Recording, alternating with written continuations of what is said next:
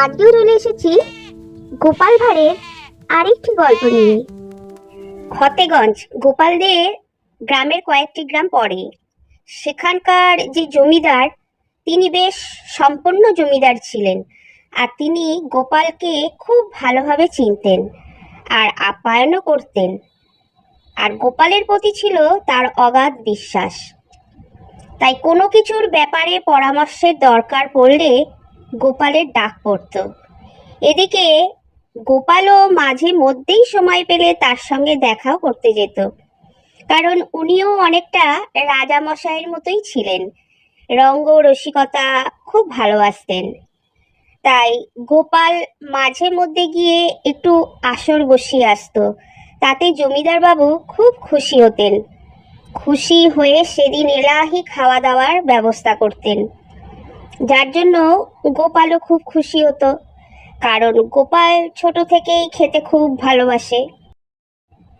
ওই জমিদার বাবুর বড় শখ গোপালের মতো তার সভাতেও তিনি এমনই একটি মোসাহেব ভার রাখবেন, কিন্তু মনের মতো ভার আর তিনি পান না।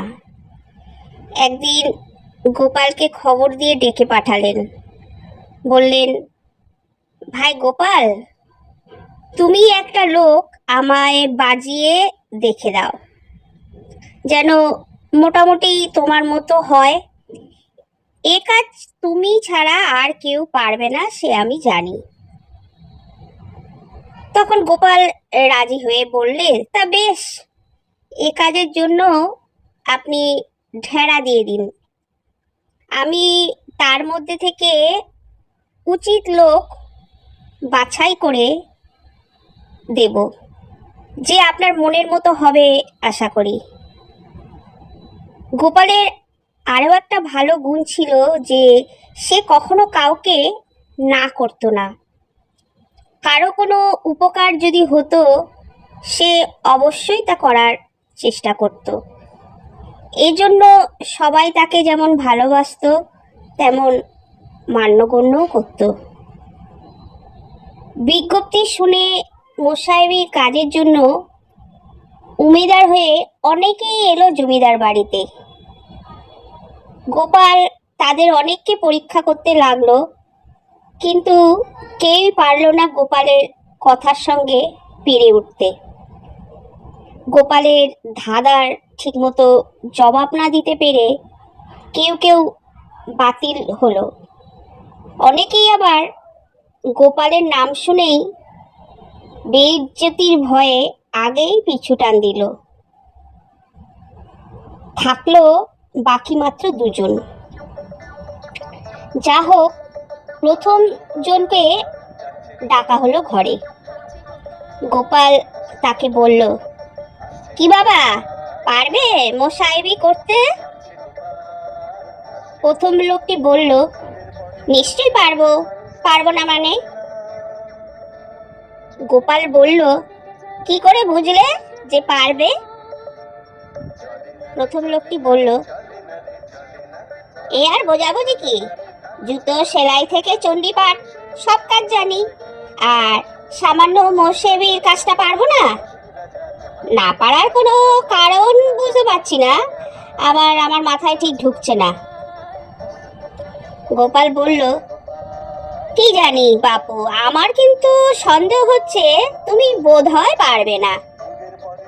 তোমার কি মনে হয়? প্রথম লোকটি আবার বলল, কি যে বলেন মশাই, আপনি পরীক্ষা করে দেখুন না পারি কিনা। যদি না পারি তাহলে নয় বিদায় দেবেন, চলে যাব। গোপাল বললে, পরীক্ষা তো হয়ে গেল বাপু, মোসাহেবের একমাত্র কাজ হলো সব কথাতেই সায় দেওয়া। তুমি তো সেই কথাটাই জানো না, তাই তোমার দ্বারা এ কাজ চলবে না। অতএব তুমি বিদায় নিতে পারো, তোমাকে আমাদের আর প্রয়োজন নাই। প্রথম উমেদারটিকে বিদায় দেওয়ার পর দ্বিতীয় উমেদারকে ঘরে ডেকে বসালো গোপাল। তার সঙ্গেও চলল এইরকম প্রশ্নোত্তর। গোপাল বলল, কি হে বাবু, পারবে মোসাহেবি করতে? দ্বিতীয় লোক বলল, আগে আপনার কি মনে হয়, পারবো কি না পারবো না? গোপাল বলল, আমার তো মনে হয় বাপু তুমিও পেরে উঠবে না। দ্বিতীয় লোক বললে, আপনি ঠিকই বলেছেন, আমারও মনে হচ্ছে হয়তো পেরে উঠবো না। গোপাল এবার বলল, কিন্তু আবার ভাবছি পারবেই বা না কেন? দ্বিতীয় লোকটি তখন বললে, আগে সেটাও ঠিক, আমিও ওই কথাই ভাবছি, কেনই বা পারবো না। গোপাল বললে, তবে শিখতে একটু সময় লাগতে পারে বটে, তুমি শিখে নেবে কি? দ্বিতীয় লোকটি তখন বলল, তার লাগবে না, না শিখলে কোনো কাজ পারা যায় বলুন? আপনি কথাটা বিলক্ষণ ধরেছেন। গোপাল এবার বলল, হ্যাঁ, আমার মনে হচ্ছে তুমি পারবে। দ্বিতীয় লোক আবার বলল, আজ্ঞে নিশ্চয়, আপনি যখন বলছেন তখন আমারও মনে হচ্ছে বেশ পারবো আমি। গোপাল এবারে বললে, তবে কাজ করতে গেলে কখনো সখনো ভুলচুক হতে পারে অবশ্য। দ্বিতীয় লোক তখন বলল, তা হতে পারে বই কি, ভুল কার হয় না বলুন, সকলেরই হয়। গোপাল বলল, সে তো বটে, মানুষ মাত্রই অল্প বিস্তর ভুল হয়ে থাকে। দ্বিতীয় লোকটি বলল, তার বলতে বিলক্ষণ বিলক্ষণ, অল্প বিস্তর ভুল আছে বলেই মানুষ দেবতা নয়, আর দেবতারাই বা কমটা কিসে? তেনাদেরও কি ভুলভ্রান্তি ঘটেনি? এরপর গোপাল যার পরনাই খুশি মুখে একগাল হাসি নিয়ে তার পিঠ চাপড়ে দিয়ে বললে, তুমি এখনই একজন পাকা মোসাহেব বৎস, এ ব্যাপারে আর আমার একতিল সন্দেহ নেই।